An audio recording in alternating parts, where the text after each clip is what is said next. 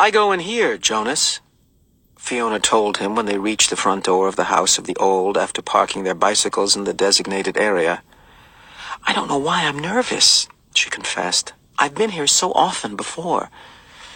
She turned her folder over in her hands. Well, everything's different now, Jonas reminded her. Even the nameplates on our bikes, Fiona laughed. During the night, the nameplate of each new 12 had been removed by the maintenance crew and replaced with the style that indicated citizen in training. I don't want to be late, she said hastily, and started up the steps. If we finish at the same time, I'll ride home with you. Jonas nodded, waved to her, and headed around the building toward the annex, a small wing attached to the back. He certainly didn't want to be late for his first day of training either. The annex was very ordinary, its door unremarkable. He reached for the heavy handle, then noticed a buzzer on the wall, so he buzzed instead. Yes? The voice came through a small speaker above the buzzer. It's, Jonas. I'm the new, Come in. A click indicated that the door had been unlatched. The lobby was very small and contained only a desk at which a female attendant sat working on some papers. She looked up when he entered. Then, to his surprise, she stood. It was a small thing, the standing, but no one had ever stood automatically to acknowledge Jonas's presence before. Welcome, receiver of memory, she said respectfully.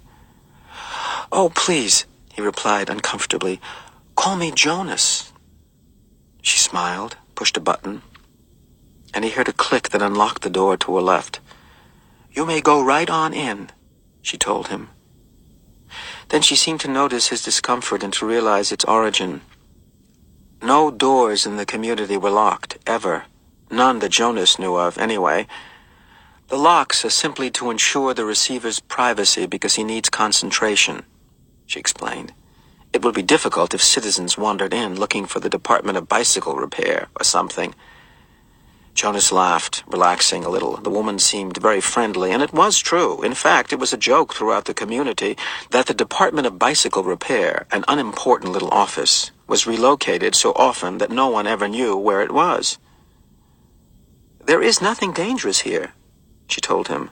But, she added, glancing at the wall clock, he doesn't like to be kept waiting.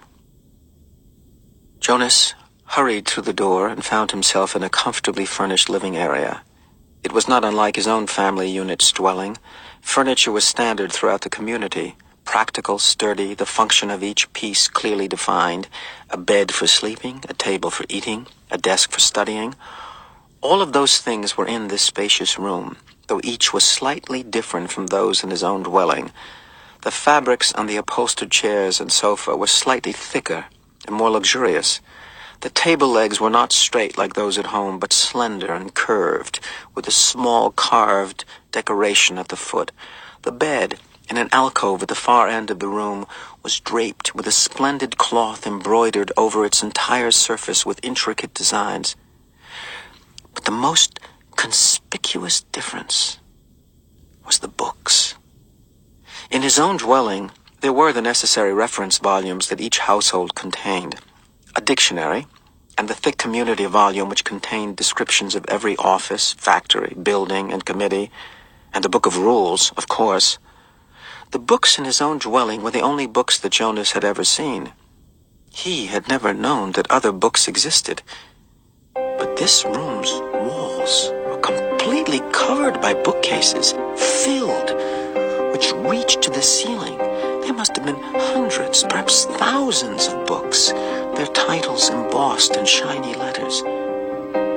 Jonas stared at them. He couldn't imagine what the thousands of pages contained. Could there be rules beyond the rules that governed the community? Could there be more descriptions of offices and factories and committees? He had only a second to look around because he was aware that the man sitting in a chair beside the table was watching him. Hastily, he moved forward, stood before the man, bowed slightly, and said, I'm Jonas.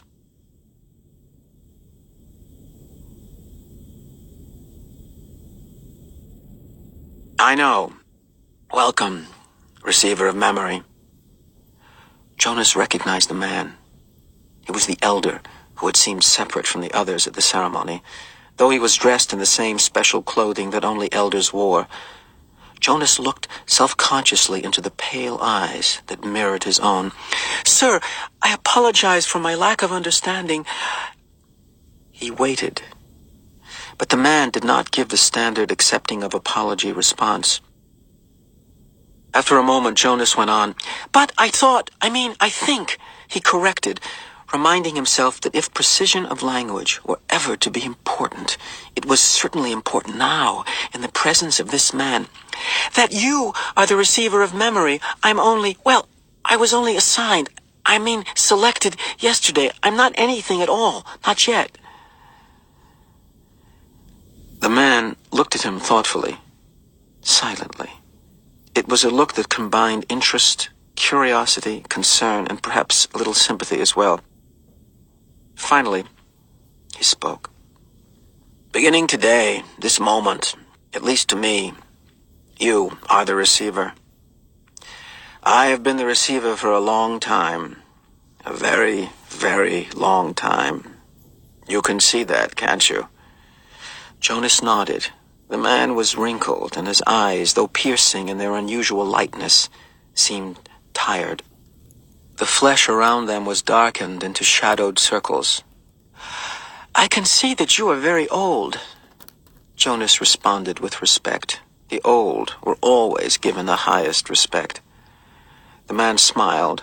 He touched the sagging flesh on his own face with amusement. "I am not actually as old as I look," he told Jonas.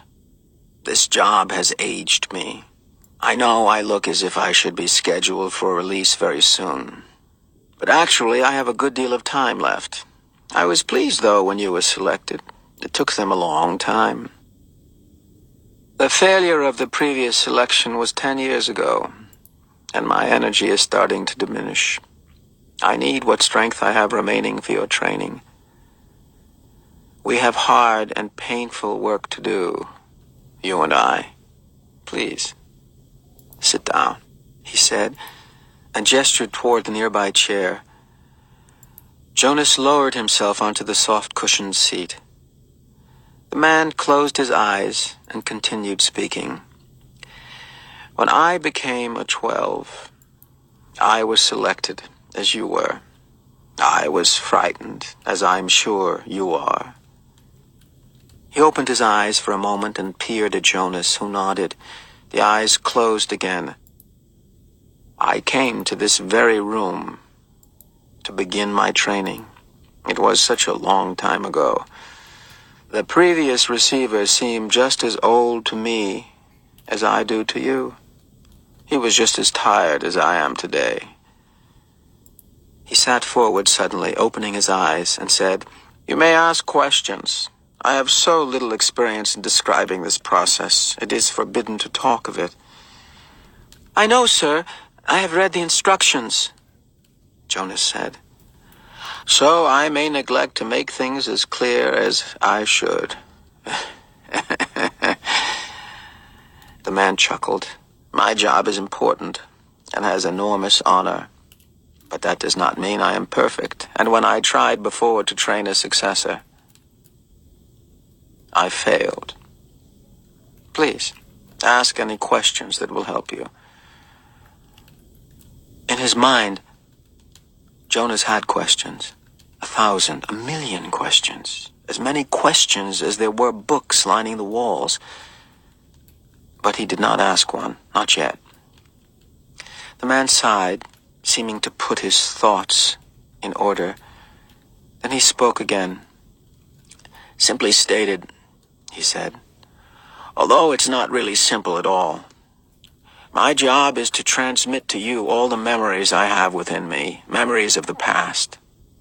"Sir," Jonas said tentatively, "I would be very interested to hear the story of your life and to listen to your memories.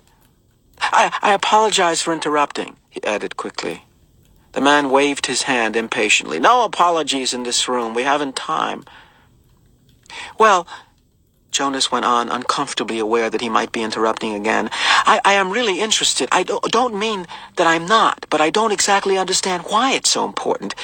I could do some adult job in the community, and in my recreation time I could come and listen to the stories from your childhood. I'd like that. Actually, he added, I've done that already in the House of the Old. The old like to tell about their childhoods, and it's always fun to listen. The man shook his head. No, he said. I'm not being clear. It's not my past, not my childhood, that I must transmit to you. He leaned back, resting his head against the back of the upholstered chair. It's the memories of the whole world, he said with a sigh.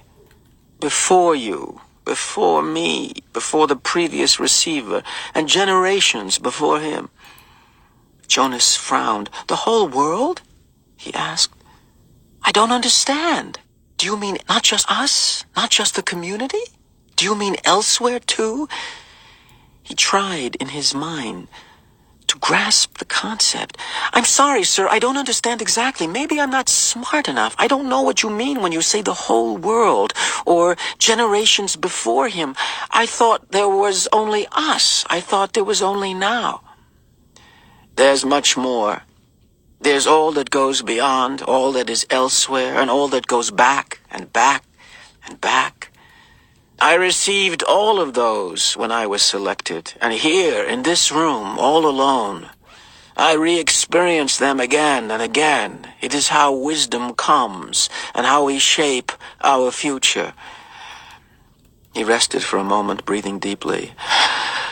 I am so weighted with them, he said. Jonas felt a terrible concern for the man, suddenly. It's as if... The man paused, seeming to search his mind for the right words of description. It's like going downhill through deep snow on a sled, he said finally. At first it's exhilarating, the speed, the sharp, clear air. But then the snow accumulates, builds up on the runners, and you slow. You have to push hard to keep going, and... He shook his head suddenly and peered at Jonas. That meant nothing to you, did it? He asked. Jonas was confused. I didn't understand it, sir. Of course you didn't. You don't know what snow is, do you? Jonas shook his head. Or a sled. Runners. No, sir, Jonas said. Downhill? That term means nothing to you? Nothing, sir. Well, it's a place to start. I've been wondering how to begin. Move to the bed and lie face down. Remove your tunic first. Jonas did so, a little apprehensively. Beneath his bare chest, he felt the soft folds of the magnificent cloth that covered the bed. He watched as the man rose and moved first to the wall where the speaker was. It was the same sort of speaker that occupied a place in every dwelling. But one thing about it was different. This one had a switch, which the man deftly snapped to the end that said, off. Jonas almost gasped aloud. To have the power to turn the speaker off. It was an astonishing thing. Then the man moved with surprising quickness to the corner where the bed was. He sat on a chair beside Jonas, who was motionless, waiting for what would happen next. Close your eyes. Relax. This will not be painful. Jonas remembered that he was allowed, that he had even been encouraged to ask questions. What are you going to do, sir?